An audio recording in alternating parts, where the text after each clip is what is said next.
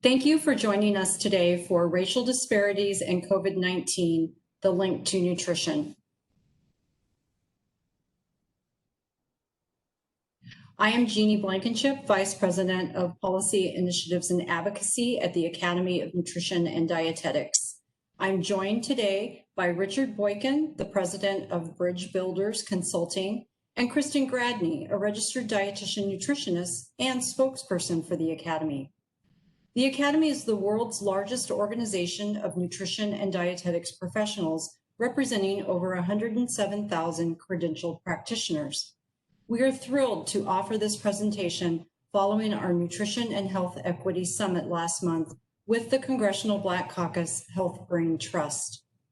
Our session today will include an overview of racial disparities and COVID-19 provided by Richard.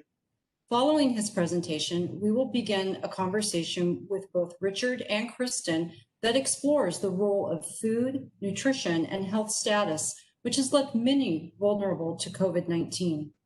We will discuss the challenges and opportunities for members of the Baptist Convention to help bridge the needs of their communities and parishioners. Richard, I will turn the microphone over to you. Thank you very much, Jeannie. First, I want to express my sincere congratulations to Reverend Dr. Jerry Young and the leadership team at the National Baptist Convention USA on your virtual convention. I also want to congratulate all of those who are attending this important session and gathering of the Baptist Convention. Ida B. Wells once said that the way to right wrongs is to turn the light of truth upon them. And that is exactly what we're doing today. Racial disparities and COVID-19. COVID-19 has unmasked the deep disinvestment in African-American communities and historical structural racism associated with redlining, poverty, and other social policies that caused food deserts and exacerbated health disparities. African Americans remain the least healthy ethnic group in the United States of America. Next slide.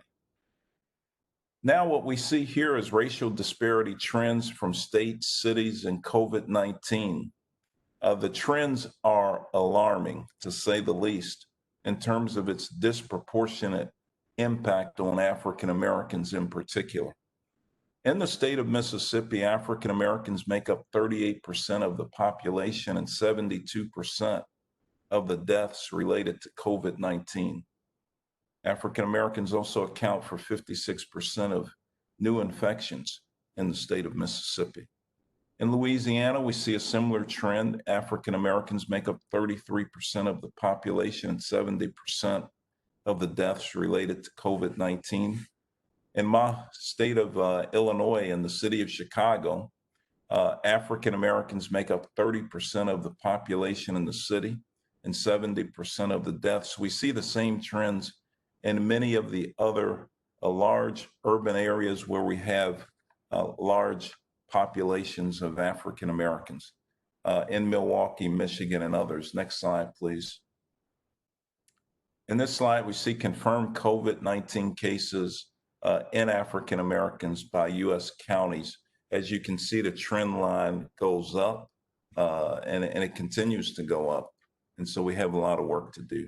Next slide, please. In the next slide, we see deaths from COVID-19 by U.S. counties. And that trend line, of course, is up as well. Next slide. Racial disparities begin at birth. African Americans have the highest infant mortality rate of any racial or ethnic group in the United States of America.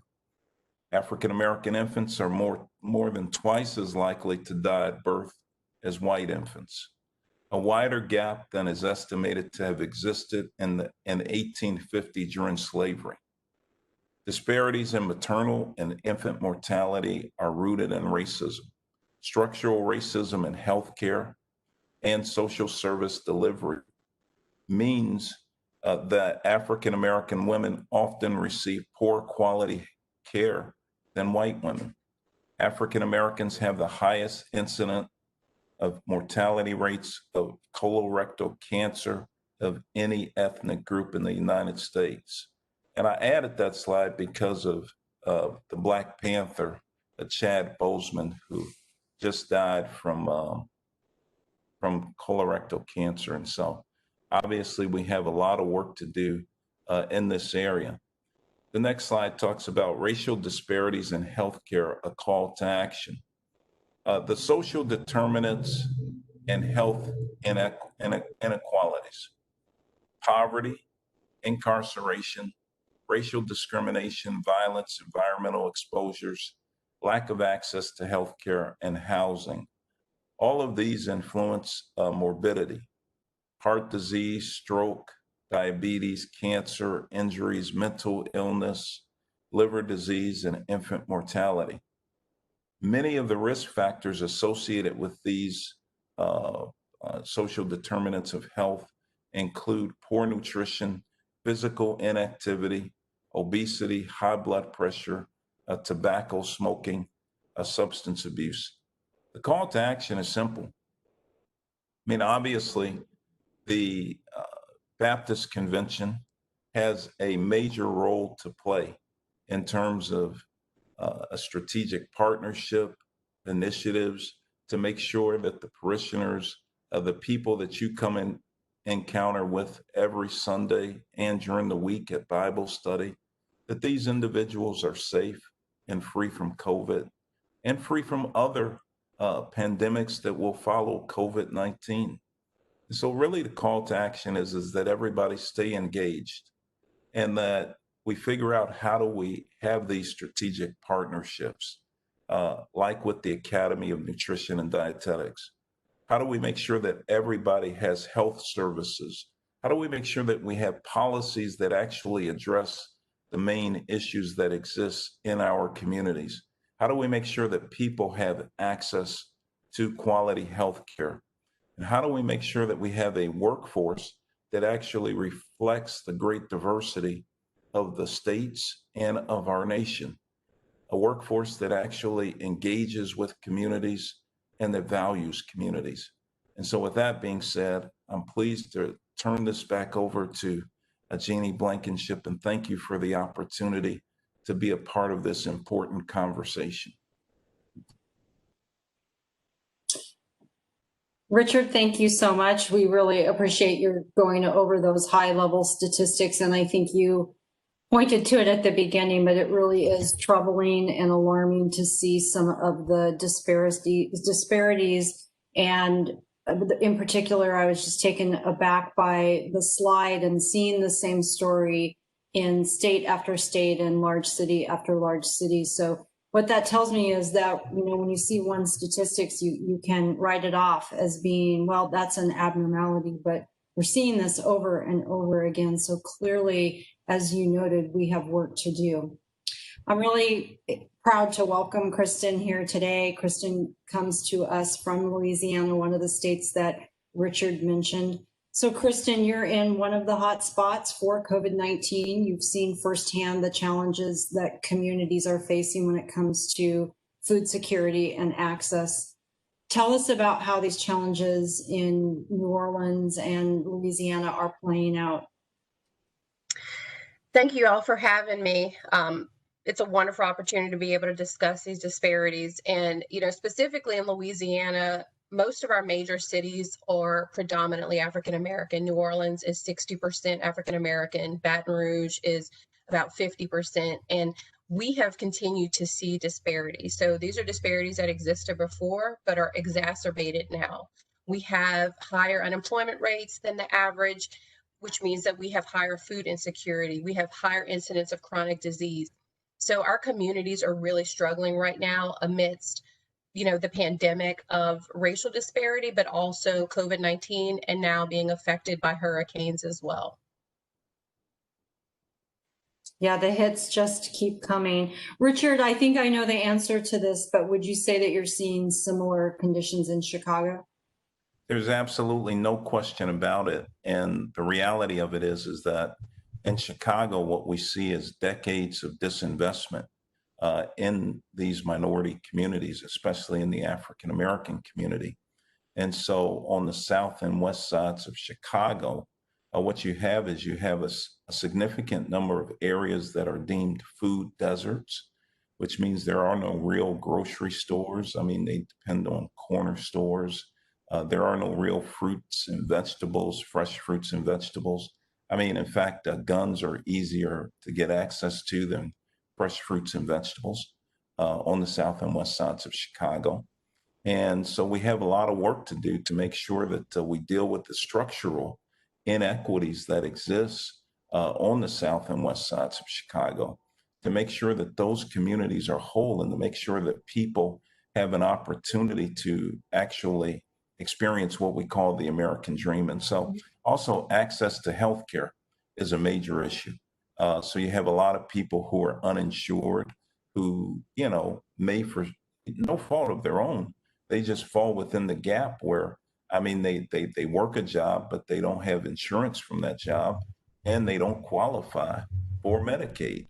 And so quite frankly, they're left behind. So we got poverty issues on top of the food deserts. You got housing issues where you have confined housing and multiple people on top of each other. And in this virus pandemic, of course, social distancing is important. And so how can you social distance if you have so many people in one household? Great. Thank you for sharing that with us. I think you're spot on when it comes to the access to healthcare, and unfortunately, the economic situation right now will only make that worse over time. So it is definitely something that also we need to monitor and track and to continue to watch the trends. Kristen, we know that many members of our communities were already facing food insecurity before COVID-19, and that these members rely on programs such as the Supplemental Nutrition Assistance Program, or SNAP, school food programs, and senior nutrition programs that would include home delivered meals and congregate meal sites. How have these programs adjusted during the pandemic to address the increased need that might be there? Sure. So we have seen these programs grow and adapt and pivot along with COVID.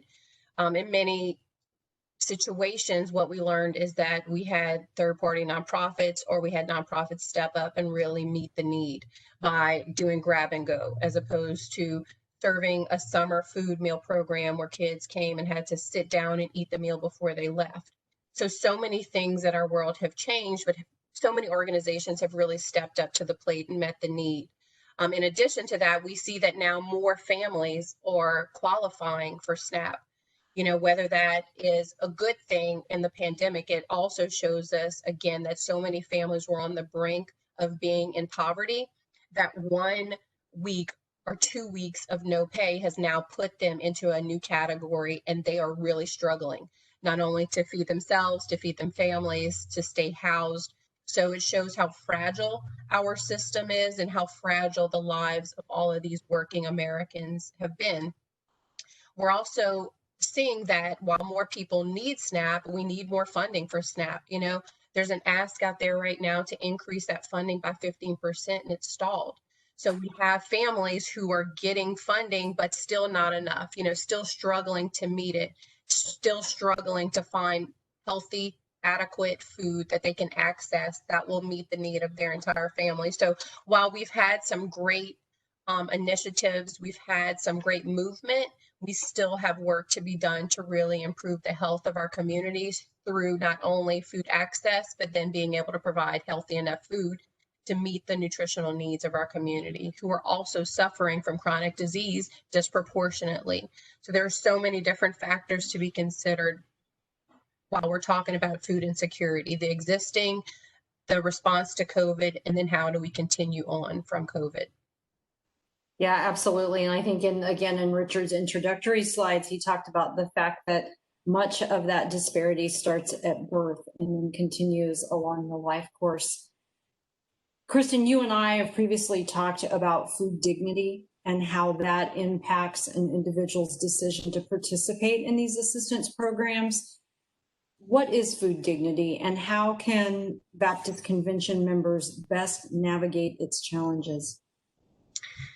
So when we think about people in situations where you're having to come to a food bank, you're having to ask for food and you may have never had to do that before, or this is something that you've consistently had to do. When we think of those environments, they're often not welcoming. You're often standing in a line. It doesn't feel dignified. And when we think about the basic definition of dignity, it's a human right that everyone has food. So we need to treat these situations as though every human has the opportunity, the right to have food. And when we present that we do it in a dignified way. We don't have people standing in a line. We don't hand it to them in a brown paper bag and have them move along. And I think faith-based communities have historically done this well, have opened up their doors, have opened up their home, so to speak, to offer people to come in and feed them in a way that feels like it's more family as opposed to I'm giving you a handout.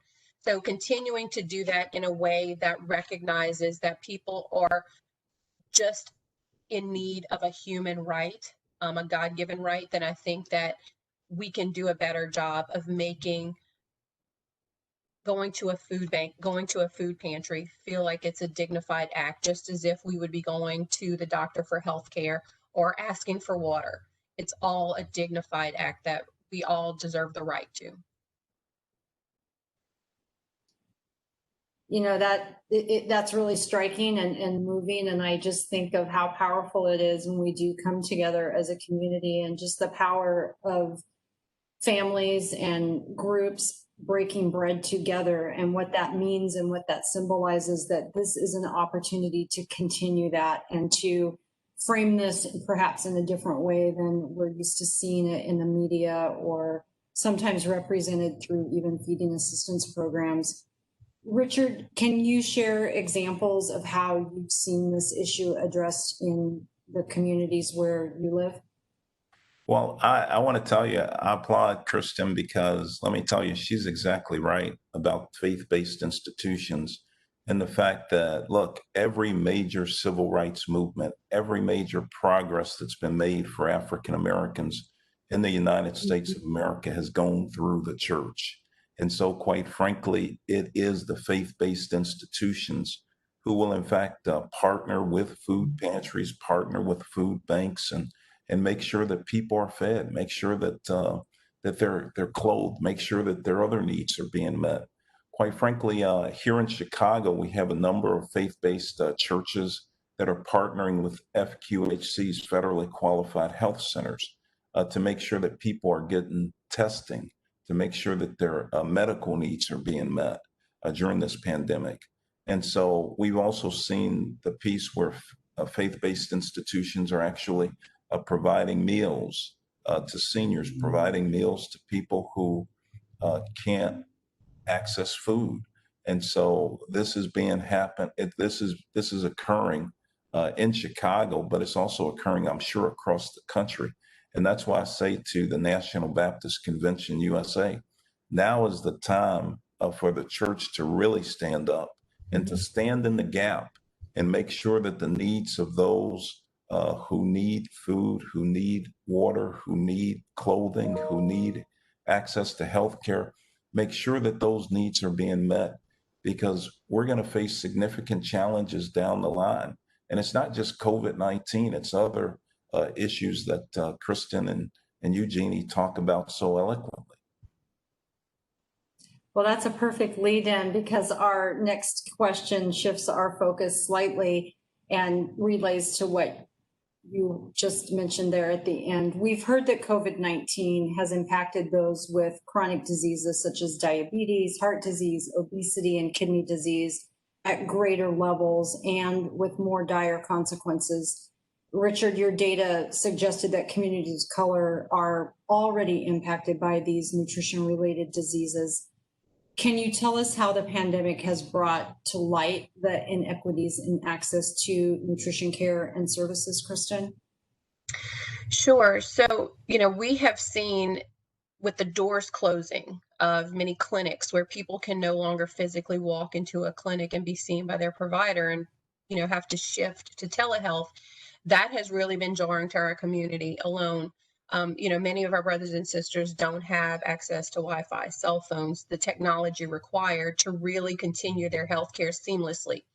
So we have struggled with that in our community and really have had great partners who are making sure that our patients are still being cared for, because we know that those same people who don't have that access are the people who are most affected by not having it. So how do we close that gap and be able to shift so that telehealth, along with healthcare in general, is accessible to every single person, whether that's pop-ups where we're offering iPads and people can come into a station and see their provider, give them that same feeling with a safety. We have to be creative with our solutions. Additionally, dietitians, being able to offer medical nutrition therapy through these same methods is really important. We know that many of these chronic diseases are affected by the foods that you eat every day. And being able to offer that service to all of our Americans is really important.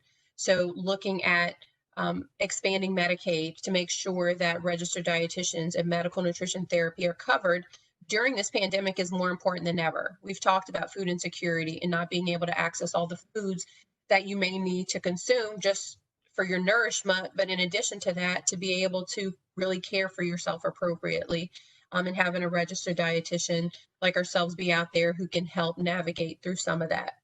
And some of the solutions that are out there, there's the M&T Act of 2020, so medical nutrition therapy, and also just state advocacy, as I mentioned before, advocating for the expansion of Medicaid so that all of the services that we should all have as a right, which includes nutrition counseling by a registered dietitian, should be accessible. I can't stress it enough. Our community is disproportionately affected by diabetes, hypertension, chronic kidney disease, all which are significantly affected by the foods that you eat, the diet that you have, and the access to food and care.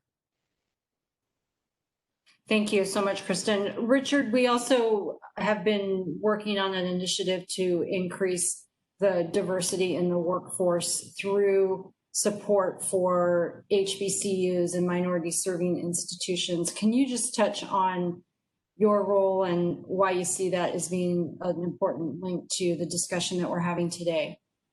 Yeah, but I want to put the pin in the point where Kristen made in terms of diabetes, high blood pressure, obesity, all of these things. All of these things are preventable. These things are preventable. People may say they're hereditary, but let me tell you, you can break the cycle. It's all in what you eat. I mean, you are what you eat. That's what we grow up and we learn that. And that's true to a certain extent.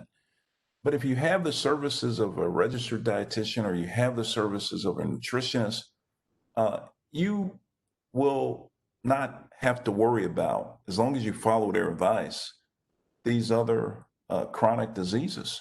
I mean, that could lead to your death. And so everybody ought to want to enjoy quality of life. And it also takes the burden and the strain off our healthcare system in terms of the overload that we see from these chronic diseases. But in terms of this initiative, what we want to do is we want to make sure that we got a workforce that represents America, a workforce in terms of registered dietitians in communities like New Orleans, Mississippi, Chicago, Milwaukee, where they have people who look like them who are registered dietitians who can actually understand and relate what it's like to grow up in the inner city, what it's like to eat ham hocks or fried chicken and all that. I mean, some of this stuff is not bad for you. I mean, it's all in the way you prepare it, right? How do you prepare this stuff so that you can get the nutritional value out of it? Obviously at churches, people like to serve fried chicken after church and stuff like that, and cake and peach cobbler. But you ought to have a registered dietitian who can help you, so that you can have a congregation that's going to not grow waste-wise, but grow in terms of their wisdom, in terms of their knowledge of how to eat right. And so that's why you got to have this registered dietitian. But we're proud to work with the historically Black colleges and universities, the predominantly Black serving institutions, the Native Americans, the Asian American schools, and Hispanic serving institutions, so that we can increase the number of registered dietitians who are African American in particular and Latino. Thank you, Richard. So last question, I appreciate both of you giving your responses to that previous question. What are the opportunities for faith-based organizations to help with food security and access to medical nutrition therapy? How can we position our members, these members of our churches and communities, for future threats such as COVID so that we don't find ourselves in this predicament again? Kristen? Sure. So, as Richard mentioned, we have always turned to our faith-based communities when we were in need of change. And right now, we are in need of change on so many fronts, particularly around our health and our care, and taking advantage of where we are, but also taking back the opportunity to speak up for ourselves and say, here's what we need. So primarily, looking at our communities and saying, what is it that we need now? And I think what we need now is, a welcoming place to be able to come and get the services that we need. We need food, obviously, because there's so much food insecurity. We need nutrition education, and we need just a welcoming place to come and feel safe and be able to come and ask for those things and feel dignified when we do it. So, to do that, that's partnering with your local Department of Health and helping to bridge some gaps. I know here locally, our food bank brings a mobile market to many of our churches, and we'll do a market on site where people feel comfortable coming, and it's almost fellowship as opposed to I'm going to stand in line for a service. So engaging and saying, how can we open up our doors to allow that spirit of fellowship to help people move through food insecurity and also health? Including a registered dietitian in any of your education, any of your messages, any of your offerings, community. I know my church does, plenty of fun things for our families, for our kids, have a registered dietitian be able to come and share some information in, again, a setting where it's trusted. We have obviously a gap in healthcare providers who look like the community that we serve. So giving an opportunity for people to get information in a safe and comfortable setting where there's trust is huge right now. So being able to do that, I think, is the first step and really an important step. Excellent, Kristen. I really appreciate that advice. And I love the idea of meeting people where they're at and considering it to be part of that fellowship. Really, I think those are the types of solutions that are most welcomed by individuals across the U.S. Well, thank you both for this discussion. I know our listeners appreciate the information and will contact you for further details. I'm going to pull up a slide that we have with my contact information and just recommend that if anyone would like to speak with Richard or Kristen via email, please send me a quick note. I will make sure that they get it. This is my email here at the bottom, jblankenship@eatright.org. Again, jblankenship@eatright.org. Thank you so much. We look forward to the continued dialogue. Best of luck with your convention.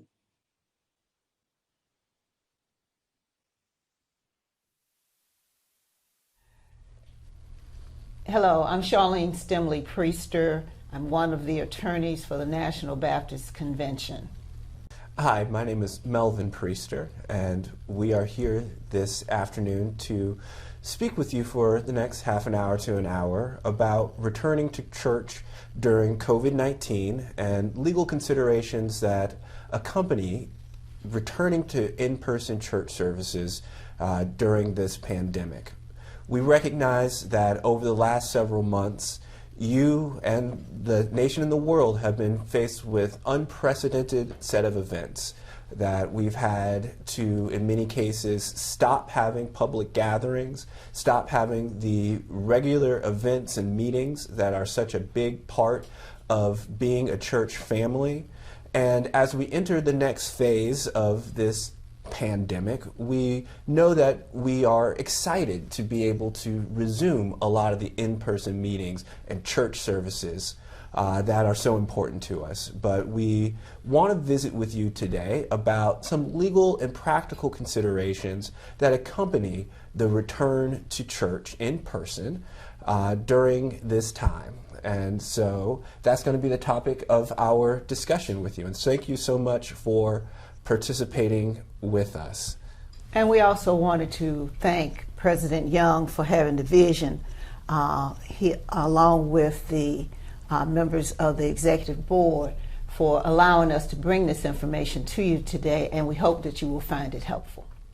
Before we get going in earnest, we want to make sure we do some of the legal small print with you, that the information provided in this handout and this presentation does not and is not intended to constitute legal advice. This is for informational purposes only. We really encourage you to contact your attorney to obtain advice about any particular legal matter we're going to be discussing this afternoon, and that the views expressed at or through this presentation are by the individual authors and do not constitute the official opinion of the National Baptist Convention.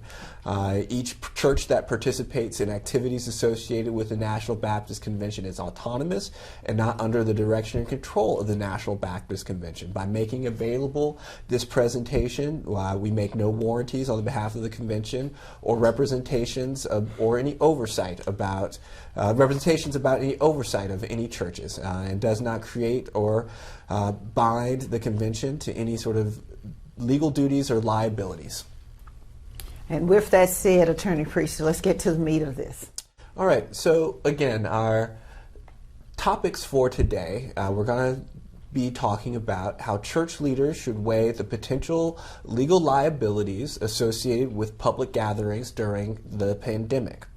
As part of that, we'll be talking about religious freedom in the First Amendment versus government limits on public gatherings. We know that depending on where you are, you might be having the state or the local government that's put limits on public gatherings. For example, saying no more than 10 people in a room, or something of that nature. And so we're going to talk a little bit about what sort of limits are permissible and what sort of limits are impermissible. We're going to then talk about some of the real nitty-gritty of reopening. We're going to talk about church employees and COVID-19 and dealing with contracts that are affected by coronavirus. And then we're going to close with some resources and links to resources that might help you as you draft your own plan for reopening your church. The first things first, though, I think it's important for us to remind everyone how important it is to begin this with a scriptural perspective, that decisions about when and how to reopen are very difficult. They are especially difficult when decision-making in this environment is so politicized. We recognize that you may be facing challenges such as church finances that may be pushing your decision making about reopening, and so we've been thinking about a scripture to begin this presentation with, and we found ourselves thinking about a verse from 1 Corinthians chapter 10, verses 23 through 24, and it says, "All things are lawful, but not all things are helpful.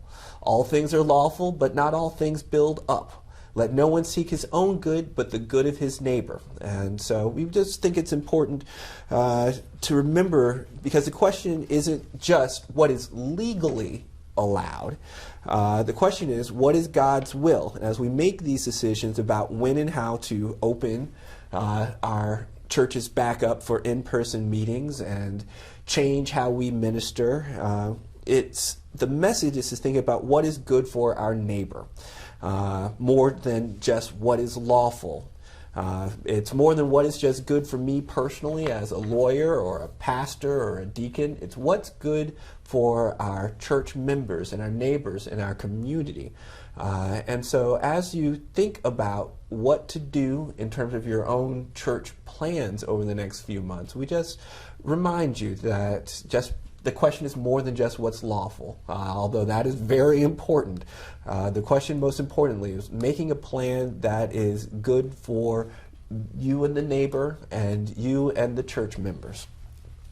All right, we'll go to our next slide.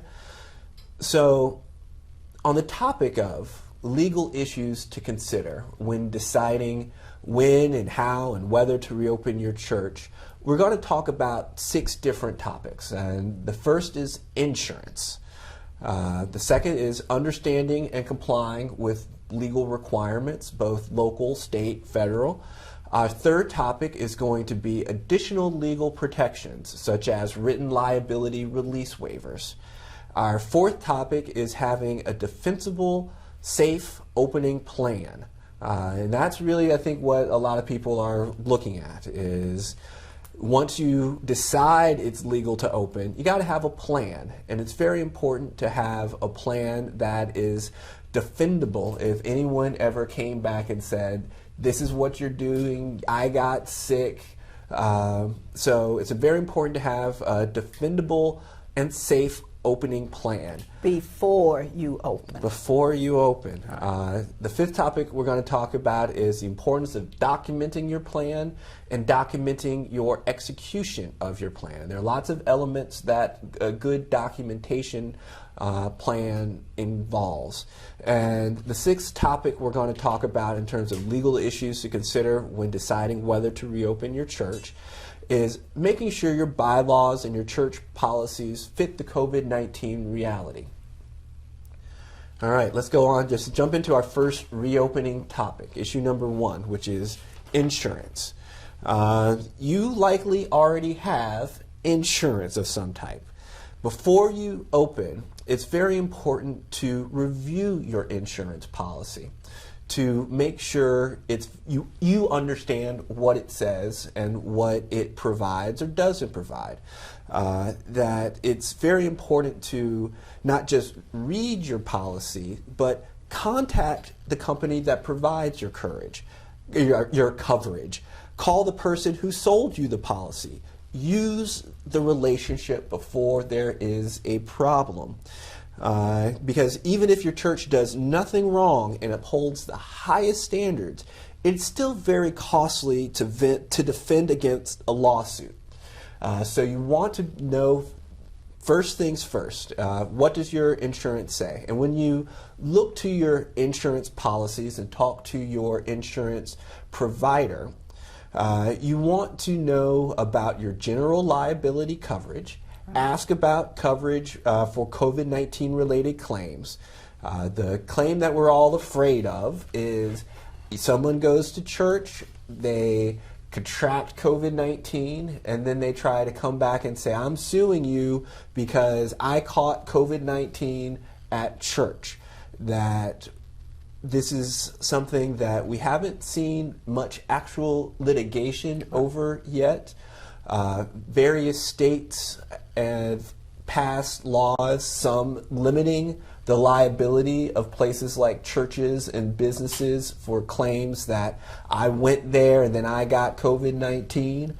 But this is just a very new area. So again, you want insurance, not just to prevent against ultimately a ruling against you, but to help pay for lawyers in case somebody sues. That if there's coverage for a particular type of claim, even if it's not a good lawsuit, the insurance company will come in and provide lawyers to take care of the defense of the claim. One of the things, if I can, Attorney Priest, to jump in, we advise our churches that we represent, as well as other clients, to always do a Healthy You checkup on your insurance coverage annually. You need to know what amount of a deductible you have on your policy. You don't want to find out after a claim is filed that your deductible is cost prohibitive for your church. So that if you have a deductible of $10,000 or $50,000, then in many instances you might as well not have any insurance at all, because that money has to come out of your pocket before the insurance will begin to pay on your claim. Also, when Attorney Priester is talking about insurance, he wants you to look not just at your regular policy of general liability, but you also want to make sure that your workers' compensation insurance is up to speed and that you understand what it will cover, because in all likelihood, you may have claims coming at you from some of your employees and not just from people who might attend church, who would have a harder burden or a greater burden perhaps in terms of tracing to determine where they contracted the virus. Now, some other things to look at when you're analyzing the insurance side of deciding whether to reopen. Ask your insurance company if there are any specific requirements in order for you to be able to get the advantage of having the insurance coverage. For example, if there are any specific rules about sanitation protocols that you must follow in order for your insurance to provide coverage when you reopen. If you find that you don't have coverage for COVID-19 related claims, you may want to decide if you want to purchase a rider policy to cover any COVID-19 related incidents. One other thing while we're on the topic of insurance is some insurance policies have what's called business interruption insurance. And that is coverage that kicks in if, for various circumstances, your business is forced to close unexpectedly. They will cover your lost income and help you pay your bills for your church while you deal with the interruption. For example, if there's a fire or someone crashes their car and knocks your business down. Business interruption insurance likely does not apply to COVID-19 related closures. There is some litigation nationwide that is looking into this question, but by and large, it's been determined that the business interruption insurance, generally speaking, does not cover COVID-19 closures. But as churches have so many different other activities, while it may not cover something that is related to in-person worship, it may cover if you operate a school or you operate a senior citizen program or something like that. But these are all questions you need to visit with your insurance provider about. All right, now we're going to move to our second topic of deciding issues with regards to reopening, and that's understanding and complying with laws related to public gatherings and business operations during this period of the pandemic.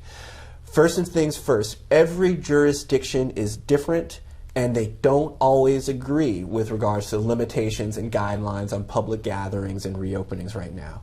It's very important for you to know whose law you have to follow.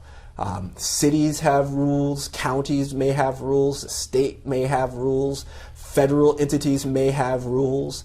Other rule makers may apply depending on what services you provide at your church. For example, if you have a school or a daycare associated with your church, you may have to follow rules that are being set up by your local, your state Department of Health or your state Department of Education. If you provide assisted living or senior services, a senior daycare at your church, the Department of Health in your state may have rules that you have to be following right now.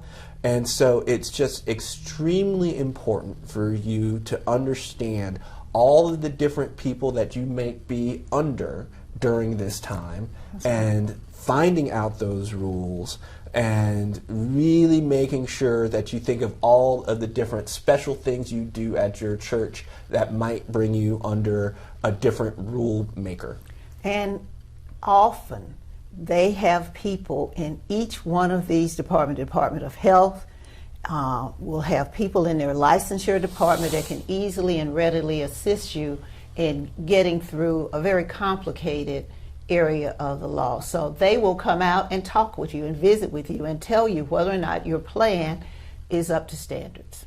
You know, and one of the other things you need to do as we move into our next topic in a second about making your reopening plan is You need to know whose rules you have to follow, and you need to document whose standards you are following and why, especially if you choose reopening rules that might differ from one of the people that you arguably have to follow. For example, if you are in a location that allows gatherings of 50 people, it might make sense for you to say, well, we're still only going to allow gatherings of 25 people. We're only going to do small gatherings. So if your rules are more or less stringent than the rules of the people you have to follow, you need to document it and document why you are making your reopening plan more or less stringent than the local municipality requires. If these rules are just suggestions, a lot of municipalities are just suggesting different things, it might make sense to still go with a higher standard, because if you want to make sure you can withstand a lawsuit, it's very important to show that you're following a high standard of care.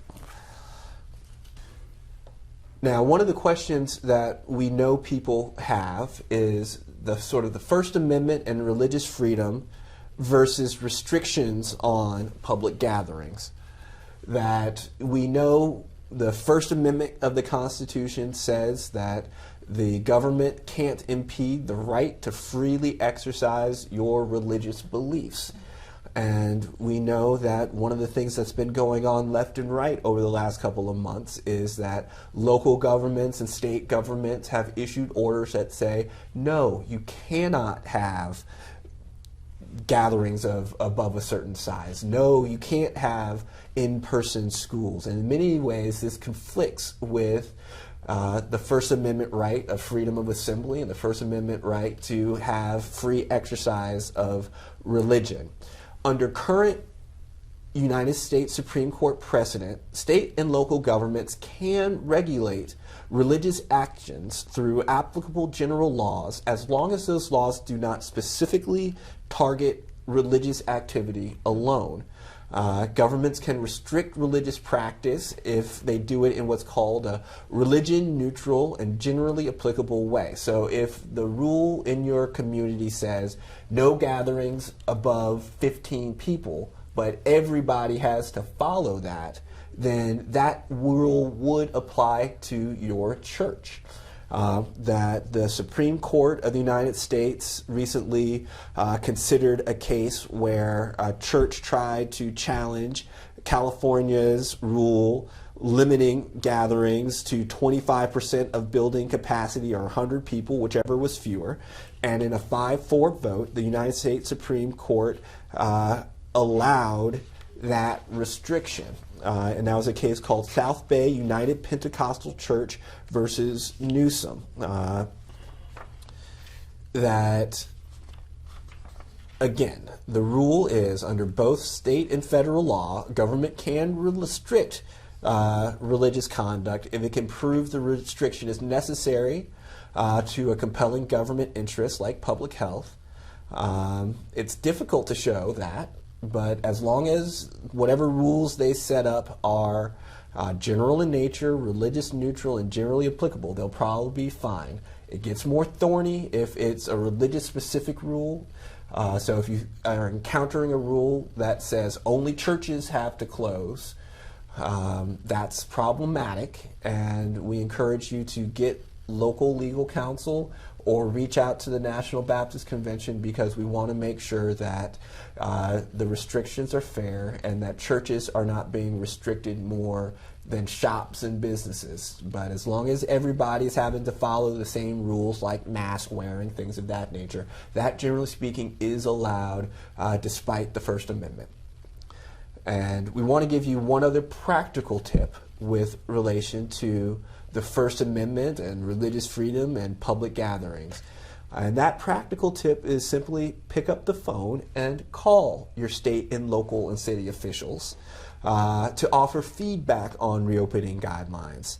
Often, government officials have not properly investigated the impact their guidelines will have on churches, and a phone call may be all it takes to lift restrictions that might be overly burdensome for you and your church home.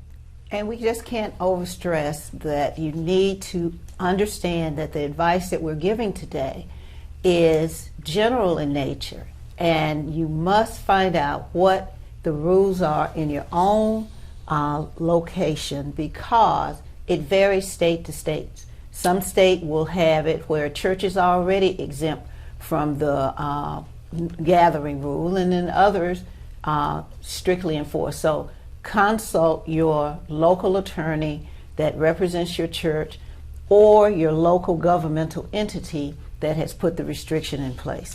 Right, because again, we really are seeing cases where a city will have different rules than the city 15 minutes up the street.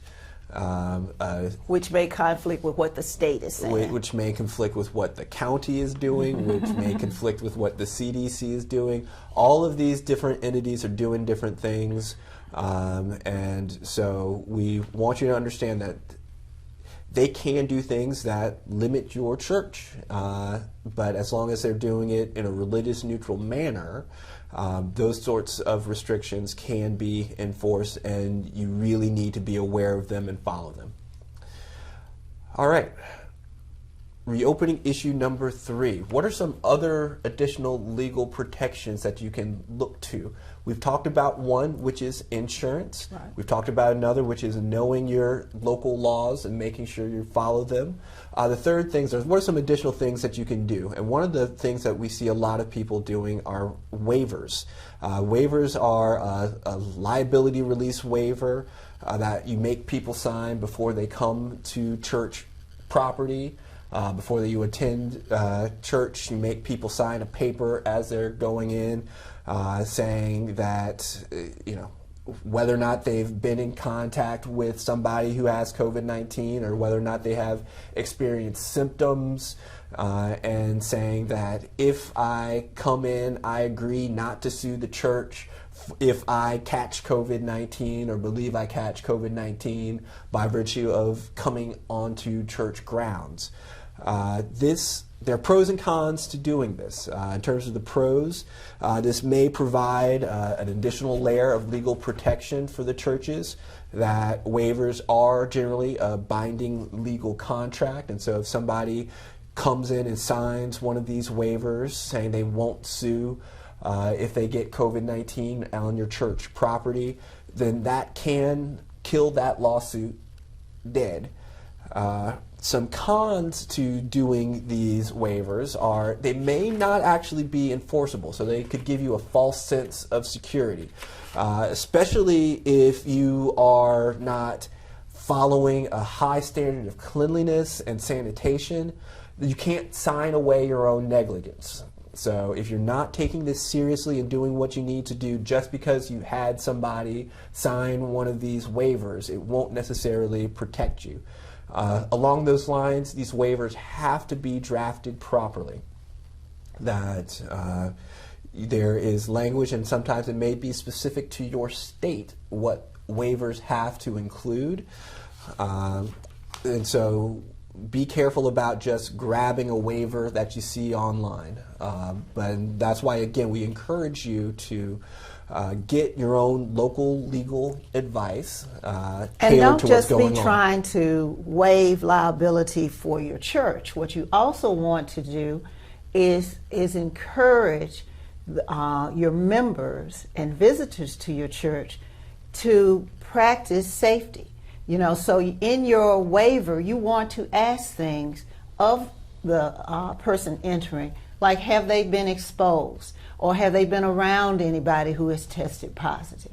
You want to, within the last 14 days, you want to ask them whether or not they have had any symptoms that would prevent them from being, readily welcome in your church, because you are trying to prevent the spread of this deadly virus. So this is a good tool to have, and you wouldn't have to have it for, every person, every day. Like, for example, with your employees, you would have them, for example, on Monday to come in and tell you, and your waiver would have something in it that would have a responsibility put on the employee to tell you if during the course of the week or the course of the day or whatever they did have some exposure. But waivers are generally speaking being used. They haven't been tested yet to know whether or not they will be totally effective. But right along those lines, even if you don't do waiver as a liability waiver as a requirement for entry to church grounds, keeping records of who comes and goes with a simple sign-in sheet can be useful for contact tracing and as proof of a solid reopening plan. And it's important, one other issue with these waivers is that each adult must sign for themselves. So don't let a husband sign for the wife or vice versa. Now, children can't sign these waivers. Right. So it has to be signed by an adult. So each adult has to sign for themselves in order to be valid. All right, reopening issue number 4. And that is having a defendable and solid, safe reopening plan. That, as we've said at the beginning of this presentation, one of the most important things you can do once you've made the decision, you understand the law, you've looked at your insurance, and you've decided that you want to reopen the church to having in-person worship service and other activities like Bible study, you've got to have a reopening plan. A written reopening plan to operate your ministries according to the guidance from the Centers for Disease Control. At the end of this presentation, among the resources we'll give you is a link to guidance from the CDC specifically for churches. State and local guidance that doesn't violate the First Amendment and other religious freedom protections, follow that. But you've got to have a written plan that is based on the advice of the professionals like the CDC or your state health department. Next, we're going to talk about what does a solid reopening plan look like. It's impossible for us to just give you a one-size-fits-all reopening plan because every church is different. The plan that would work for a church with 50 members is very different from the plan that works for a church with 500 members. The plan that works for a church that has a school is different from the plan that works for a church that doesn't have a school. So you really have to think about who your congregation includes. You have to think about what your facilities are like, that it's easier to have social distancing in a facility that is bigger. So we can't tell you what a perfect plan for your church is, but we can give you some guidelines right now about what are elements of a solid reopening plan. And first element is a solid reopening plan, beyond being written, encourages at-risk individuals and those with symptoms of illness to stay home. That's why we really encourage people, even if you're not going to do a waiver to enter church property, have a sign-in sheet that asks whether or not you have had symptoms and lists what the symptoms are. And makes people sign off saying, I don't have any symptoms, and make people think, do I have symptoms? And if you have symptoms, stay at home, encouraging people to stay at home. A solid reopening plan, number 2, involves exercising best sanitation practices and amplifying cleaning. That you have a variety of sanitation practices that include not just making sure you scrub things down in between meetings, but making sure there's sanitation stations throughout the church. When someone first comes into the church, you should have a sanitation station where they can get some hand cleanser. You should also consider having some staff members to do testing with the thermometers. And we're talking about the remote thermometers, not one that someone would have to put in their mouth or something like that. So that if they have a temperature that is not the normal temperature, that, you know, that person would be encouraged not to attend church that day.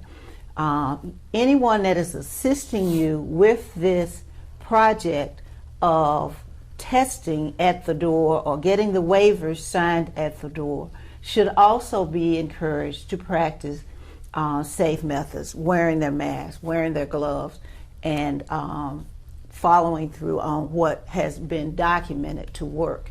And there's nothing wrong with you having a rule that says that you can't enter without wearing your mask. And I will say to you that both Attorney Melvin Prieston and I are both concerned that we do not have our masks on, but we do have them here. You know, some other elements of a solid reopening plan is it should be one that promotes physical distance, that we know that COVID-19 is often spread by breathing on people, being in close proximity. So good plans will talk about promoting physical distance and saying, okay, this row will be a row for people to sit on, but then the next row will be vacant. Right. And even the row where you have someone sitting, you will have placards on that row that says, sit here, and then something that says vacant, then sit here, then something that will say vacant. That way you ensure that you have proper distancing between people as they attend your church service. Right. So another element of a solid reopening plan, it should have provisions for screening staff, volunteers, and public when they come and go. My law partner here talked about that a second ago, but I think we've all gotten familiar with the people with the temperature the thermometers, using devices like that. But it's important to screen staff, volunteers, and public, and under normal circumstances, that would not be allowed. You're not normally allowed to ask people about their medical condition, take their temperature before they come into your building, but the EEOC, the Equal Employment Opportunity Commission, has said expressly that it's okay during these times to screen staff, and if they've got a temperature, don't let them come to work that day. And other elements of a solid reopening plan is making other appropriate adjustments. There are a variety of adjustments that you might need to consider and make depending on how you conduct church and what sort of things that you do. But things to consider are things like the configuration of your church. We talked about that, and having so that you promote physical distance. Consider greeters. At our church, New Hope Baptist, we have greeters that are at the entrances to the church. And it used to be our greeters would always shake hands and hug and all sorts of things. Well, put in your policy that the greeters should keep social distance and not hug, not handshake. Making rules about providing masks or having masks. And you may have to also go to staggering the times that people can arrive at the church or enter the church, so that you don't have everyone congregating at the same time to enter. You may want to also encourage using alternate entrances to your church and not everyone coming in through the main entrance.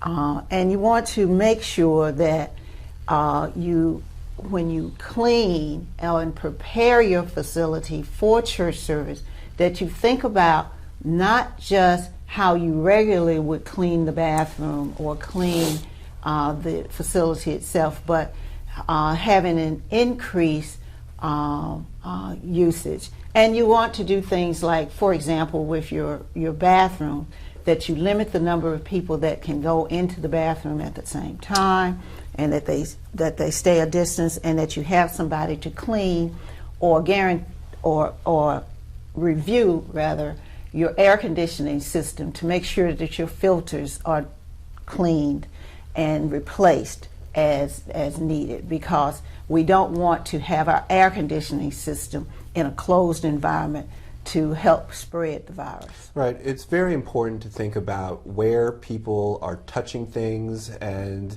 limiting things that are going to be passed around among the people at your church. So, for example, offering plates.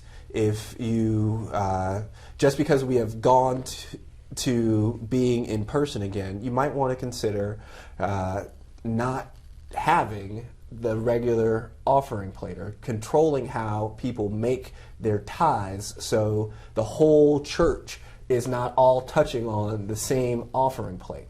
Right. You can continue using some of the tools and tricks that have been used while we were doing worship off-site, such as digital tithing.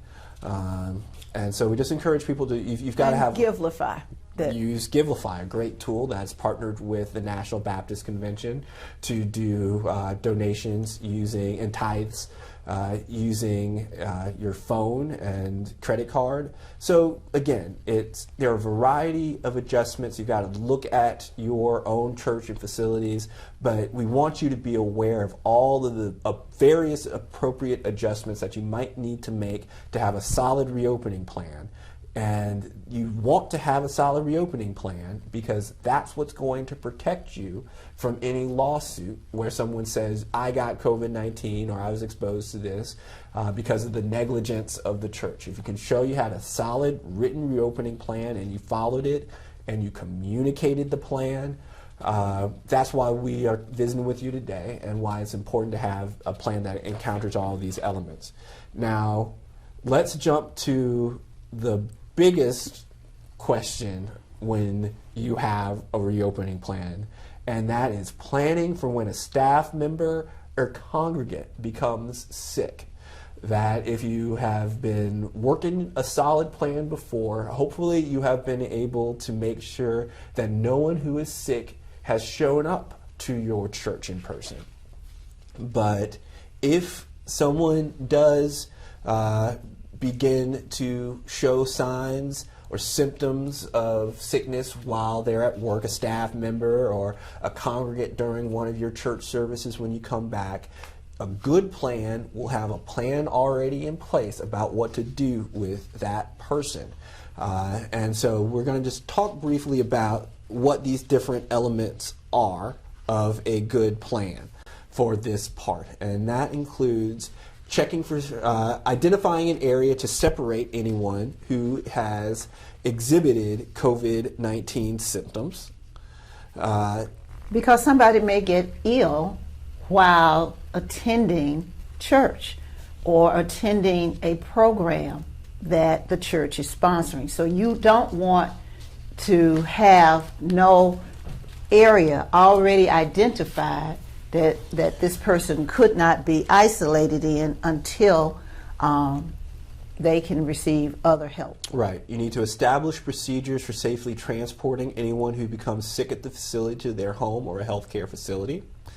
Part of your plan also needs to be notifying local health officials if a person diagnosed with COVID-19 has been in the facility, and communicate with staff and congregants about potential exposure while maintaining confidentiality as required. Right, so if you send out a letter to your staff that says, or trying to give them notice that someone has been exposed, you don't say the person's name. You don't say Mary Smith was exposed to COVID if you were around Mary. You want to say a person has tested positive that may have been in an area where you work, and based on that, we suggest that you get tested. All right, some other elements of your plan that specifically related to what to do if someone becomes sick. You need to close off areas used by the sick person and don't use that area until it has been cleaned and disinfected. Please wait at least 24 hours to clean and disinfect the area to reduce risk to individuals cleaning. If it's not possible to wait 24 hours before cleaning, wait as long as possible before cleaning and disinfecting. ensure safe and correct application of disinfectants, and make sure your plan has a part about keeping disinfectant products away from children. That, we get so focused on COVID-19 that we got to remind you other rules for operating still apply. So if you have dangerous cleaning products that are necessary for COVID-19 and those precautions, that's great, but that doesn't mean you should leave it around where small children can get exposed to it. It's very important to you got to chew gum and walk at the same time. Don't forget your other rules. And also, don't cut corners on your purchase of your cleaning material. Sometimes what unfortunately happens is that there are people who take advantage of the public in these times, and they sell products that appear that they are legitimate, disinfectants or hand sanitizers, but they are not. And you can buy something that can end up being harmful or cause your skin to react to its use. So be careful in terms of what you buy. If it sounds too good on price to be true, it probably is not true and safe disinfectant. Lastly, as a good reopening plan in terms of when it deals with sick members or a congregant who becomes sick, it's important to advise sick staff and congregants not to return to your facility until they have met CDC criteria to discontinue home isolation. All right, and that is what a safe plan looks like. Next, we're going to talk about reopening issue number 5, which is documenting your plan and your execution of your plan. We've talked a lot about the importance of having a written plan, and you got to execute your plan, but none of this matters if you don't document. So you're going to document the plan itself. Document how the plan was created, who was involved, what guidance was followed, when it was created, all of that information. Document your communication of the plan. So it does no good to make a plan and not share it. So write the plan and then put up signs, make sure it's emailed or sent out on a regular basis, because you want to repeat the communication, because you want people to still be vigilant and do these behaviors. You also want to make sure that you keep all of the documents that you've had people to execute. So it does you no good if you have people to sign the waivers or you sign in sheets and then you throw them away after church is over that day. You need to have files where you maintain these waivers. Right. Keep the signed waivers, sign-in sheets. Another thing you want to keep records of is keep records of your cleaning of your church facilities. That's right. All right. Our next issue we're going to talk about as we talk about reopening are church policies and bylaws. That we recognize that churches need to function in this COVID-19 environment with fewer in-person meetings. So this is a great time to update your church handbook and policies to reflect issues created by infectious diseases.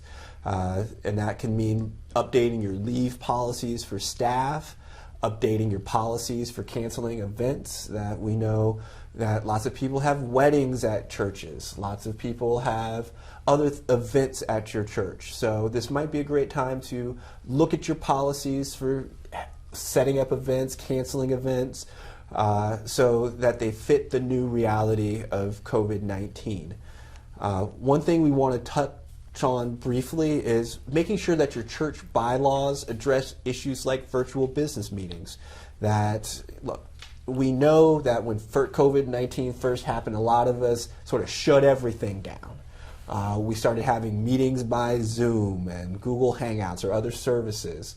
And And now we're in a new phase where we're doing some work in person, opening up to small meetings, but maybe still having other meetings remotely or by phone.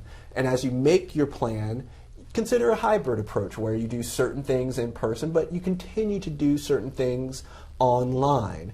And it could help you to do things online if you make sure your bylaws now include rules for dealing with online meetings. For example, do your bylaws say if you can provide notice of meetings by email or hold them electronically or telephonically? A lot of churches have bylaws that say a business meeting of the church can only happen at the close of a Sunday church service. Right. But if your bylaws are silent about online meetings, it might be a great time to, if not might be, it is a great time to analyze your bylaws and decide whether or not you need to amend them to allow for online business meetings. And when you do your analysis of your bylaws to make sure they're with the times and circumstances, it should address things like how should notice be provided? How will votes be recorded? Who can attend and vote at a virtual meeting? That's a lot harder to keep track of attendance when you are meeting remotely. And so you need to make sure that you update your church policies and bylaws to fit the new environment. All right, next we're going to talk in terms of reopening about church staff and employees and COVID-19. We are a couple of months into the pandemic, and so I think people are a lot more comfortable with remote work, but there are tools for remote work other than Zoom meetings, and we just encourage you to look at things that might work for you. We've given you a link to some resources for different devices and tools that can help make the remote working experience better. And so we encourage you to look and try and find what works for you. Another thing to be aware of is COVID-19 leave policies. If an employee must be quarantined, whether or not you have to pay that employee for the time away depends on several factors. The most important is whether or not you are subject to the Families First Coronavirus Response Act of 2020. That a lot of churches are subject to this particular act. And so if you are, we're going to talk about it a little more in our next couple of slides, you may have to pay for your employee while they're on a COVID-19 quarantine or caring for someone that's on a COVID-19 quarantine. But look, some employers choose to pay for quarantine time anyway, even if it's not required. Regardless of what you do, you should carefully craft your quarantine pay policies to ensure consistency and avoid liability. You don't want to say, Mary, you can take a quarantine time off and we will give you time off with pay, but Bob, we don't allow you to have quarantine time with pay. So whatever you do, be consistent and recognize that there are rules that may apply. The most important, and we'll talk about this in our next slide, is the Families First Coronavirus Response Act. This act is effective from April 1st, 2020 to December 31st, 2020. It applies to employers with fewer than 500 employees. So churches and other nonprofits with fewer than 50 employees who were previously not forced to follow certain federal leave laws like the Family Medical Leave Act should be aware that they are now included in the Families First Coronavirus Response Act, unless being a participant would jeopardize your organization's viability as a going concern. The FFCRA mandates up to 2 weeks of paid sick leave at a full pay rate for employees affected by COVID-19 if the employee is unable to work either because of a government-imposed quarantine or advice provided by a healthcare provider or has been diagnosed with COVID-19. The FFCRA provides for up to 2 weeks of partial paid leave, 2/3 pay if an employee is providing care for a family or household member diagnosed with COVID-19 or has been advised to self-quarantine, or is the primary caregiver for a child or other household member who cannot attend school or other facility that has been closed due to COVID-19. There is also provision for up to 12 weeks of expanded medical leave, unpaid, for those who must stay at home to care for a child whose school or place of care is closed. So whether this applies to you is a case-by-case thing, but it probably does apply to your church, and you need to be aware of it and get advice from a legal professional in your jurisdiction as to whether or not the Families First Coronavirus Response Act applies to you, or if there has been a local or state law that has been passed that applies to you and your church and your church employees when deciding how to treat your church employees and their request for leave or need to take leave.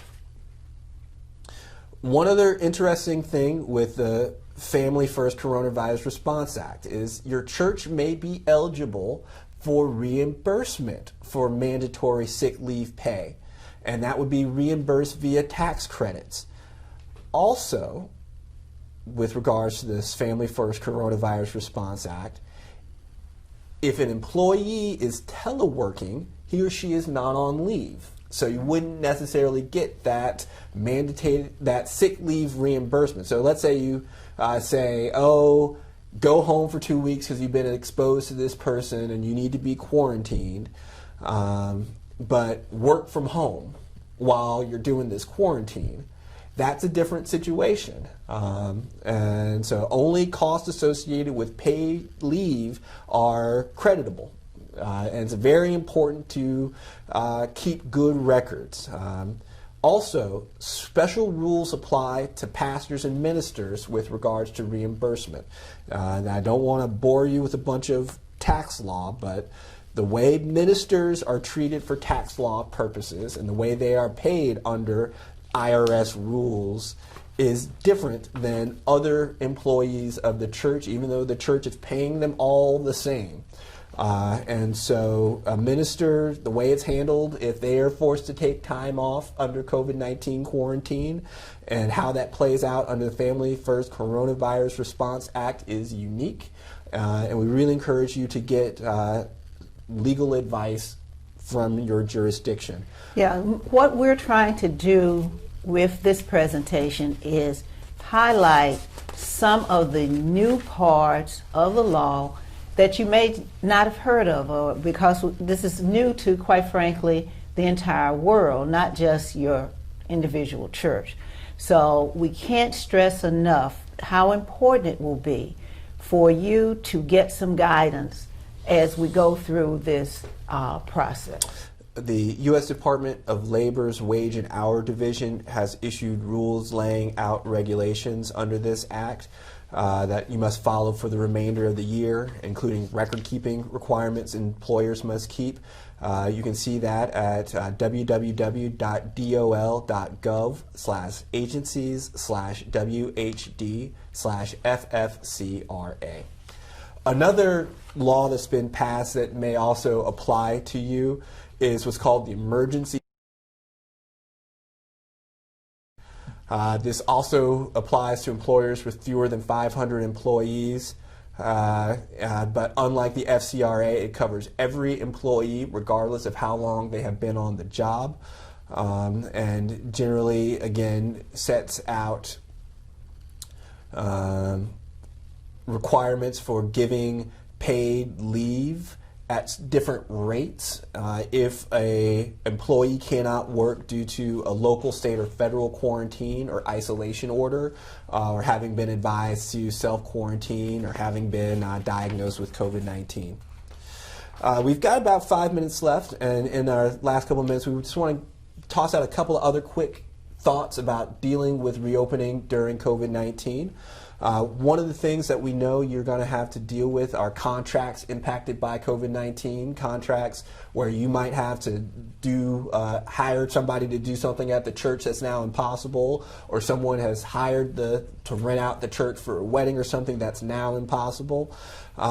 Whether or not you have to refund, for example, a deposit that was given to the church. That, there are three things to keep in mind. A lot of contracts include what's called a force majeure clause or an act of God clause that gives you an out for having to perform under the contract. So look at your contract to see if you have one of those.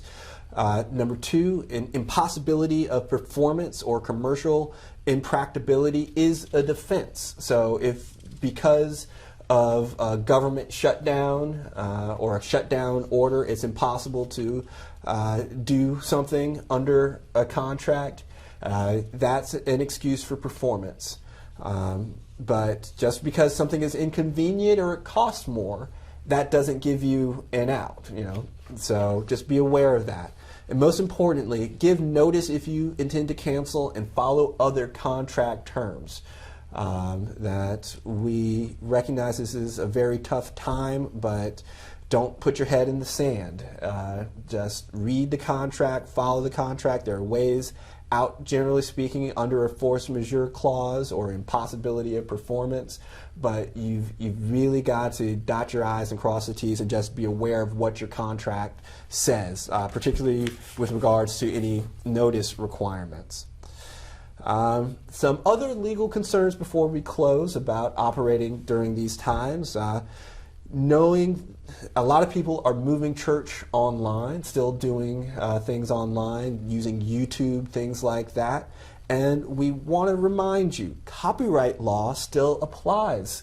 And it's more noticeable when you post something on YouTube that you are using a song or taking a video clip from somewhere else. And you might be breaching copyright law. And so be very, very careful about using recorded music in the videos you post online, or images or video clips from a movie when you're doing things online, because even if you might have used that recording in a church service, it's just easier to notice that stuff now when you post it online. And you will hear from the copyright holder and requesting that you pay for that violation of the copyright law. Again, part and parcel of what we're trying to do is to tell you you cannot be over-prepared at this time. You cannot cross enough T's or dot enough I's. And we hope that what we've covered this afternoon has been helpful. Right. So some other legal concerns. We've talked about dealing with business meetings and digital business meetings. Right now, avoiding scams is something we're also really trying to make people think about. Avoiding scams, protecting seniors and minors. There's a lot of data theft going on. You have people that might be tithing online that really aren't comfortable with credit cards and stuff like that. So help your congregants as we use digital tools, avoid data theft, avoid, the government is never going to send you an email or call asking for your social security number. Don't pay for government aid programs or somebody to help you get first in line for these government aid programs. It's just be careful about scammers. And so as we conclude, understand your local, state, and federal laws about public gatherings and your options. Have a good reopening plan and make sure your bylaws and policies fit the current state of circumstances. Document steps taken to comply with your legal obligations. Be aware of new laws and work to have clear policies. Be on the same page with your congregation about expectations. And last but not least, don't go it alone. Reach out to your lawyers, deacon, ministers, your state convention, the National Baptist Convention for advice during these times. We'll be putting this presentation up online, that there are a variety of resources that we've linked to that can help you reopen your church and be safe during these times. So on behalf of the President Young and the leaders of the National Baptist Convention, we want to thank you for participating in this virtual conference, and we appreciate your time and attention and your faithfulness as we work together through these difficult times. Thank you.